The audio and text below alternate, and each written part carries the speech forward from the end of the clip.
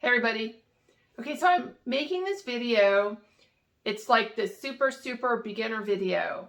And I hope that you'll take a look at the videos, my other videos on my YouTube channel. Please, if you've just received a machine, whether it's an old machine, a vintage machine, or a brand new machine, please, the first video is to take a look at the unboxing video. Okay, that walks you through from opening your box up to getting your machine set up, right up to the point when you're ready to start stitching.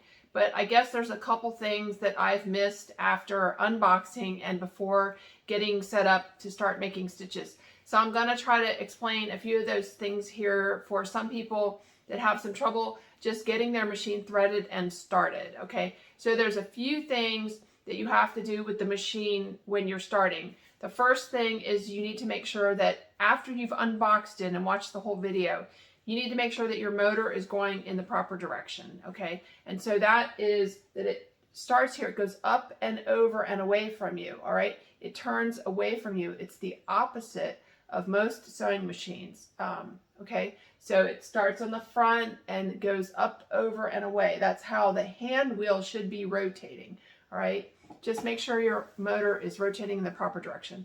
The second thing is you need to figure out if your machine is set to chain stitch or moss stitch. If your machine comes with a spring-loaded changeable worm gear, then there is a possibility when you get the machine that it could be on moss stitch. And you have to verify before going to my setup and threading video that your machine is actually on chain stitch. Because if it's not on chain stitch, it's not going to pick up the thread and sew. So I'm gonna right now try to go over how to get your machine and verify that it is on chain stitch and not moss stitch. Okay, so hang on. Okay, so the first thing I've done is I've taken my foot off. I happen to be using a tiny foot here. Yours is probably bigger. It's held on with this clamp in the back, and there's this screw is what attaches it, and it's held on to this arm in the back, okay? So hopefully you understand how to take your foot off. The next thing is, this is an aftermarket Mauser machine, which I have here. It has 2 holes in the needle plate. The Mauser machines have a very large hole, which is very nice because you can look into the hole and you can see what the looper is doing. You can see the notch in your looper and you can verify your thread is in the notch. When you are starting, it's best to be on the chain stitch, and maybe you don't understand if your machine is on chain or moss. And if it's on moss stitch, it's not going to pick up the thread. So I'm going to explain to you how you figure this out. Okay, so I have tilted my machine up on its hinges.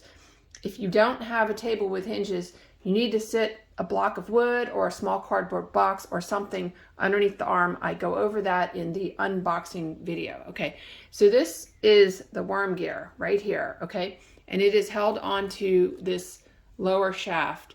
And this is the looper right here. You can't really see it because it's inside of this metal part, but when you rotate the handle under the table, that moves. And when you rotate the hand wheel, the worm gear goes back and forth, okay?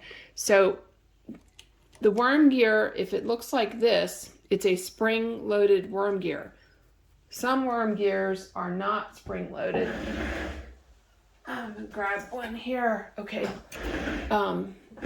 This is not a spring-loaded worm gear. You can see it basically looks the same, but it doesn't have this large cap on it. So if you have this type of worm gear, when you want to change the timing, you have to loosen the screw and rotate this on the shaft. Not going to cover this now, but this is a older style, usually a Cornelli worm gear, or some Singers have this as well. Most machines come with the spring-loaded worm gear. So what that means is that there's I guess a cylinder inside of here and a spring, and it's held on with this set screw. So I can pull it to the side, and when you pull it to the side, there's a keyhole, okay? And this screw is a set screw. The set screw is attaching it to this shaft.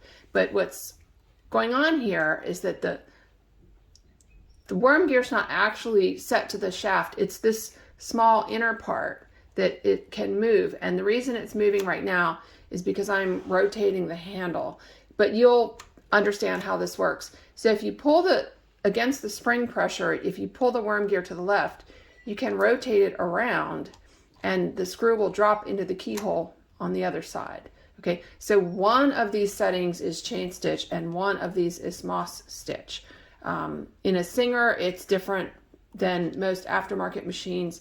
It's 180 degrees apart. But for the sake of this video and to keep it brief, let's just assume it's in one of the other keyhole and you're not sure which keyhole it's supposed to be in. So that's how you change it, okay?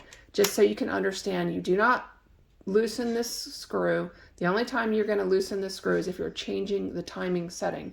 But to change from moss to chain stitch, this is all you do. You just pull it. It's spring loaded. You pull it to the left and you just rotate it to the other keyhole. And of course, now I don't remember what keyhole I started in. I think it was this one. Okay, so that's how you change your worm gear. If you have a spring loaded worm gear and you do not have a worm gear that looks like this, okay? Okay, so I'm going to leave my foot off for this so you can have a better view of what's going on. So I'm at my machine now. I want to find out, am I on chain stitch or moss stitch? So you have to look down into the big hole, okay?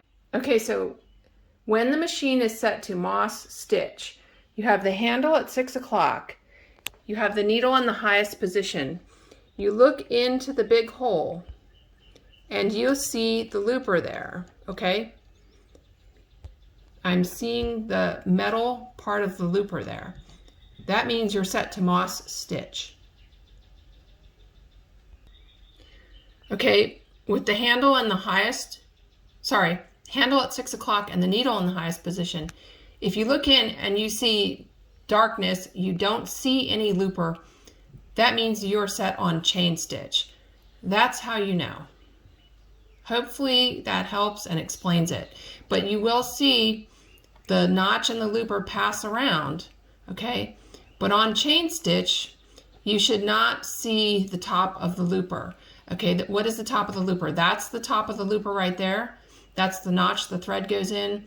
And now you're seeing the top of the looper, I'm seeing, and then it drops off and it goes away.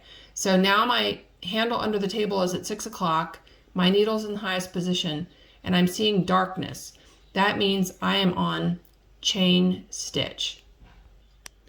Okay, if I look in and I see the top of the looper, because I can rotate the handle under the table and I can see that's the top of the looper. When my handle under the table is at 6 and the needle's in the highest position, if I see part of the looper, that means I am on moss stitch. Okay, so when you want to do chain stitch, you pull your thread up through the big hole and you hang onto the thread tail. You rotate the handle under the table to 9 o'clock. That once you've rotated the handle under the table to 9 o'clock, you should see just a little bit of the looper peeking out in the big hole. And then you grab the hand wheel on top, and as you rotate the hand wheel, the needle will go down and the looper will start to pass by clockwise. Then you get that thread into that notch and it keeps going around and your needle should pick up your thread. And your needle will be pointing towards 9 o'clock and it should pick up your thread. You can see my needle right there. It's pointing to 9 o'clock and ready to grab the thread.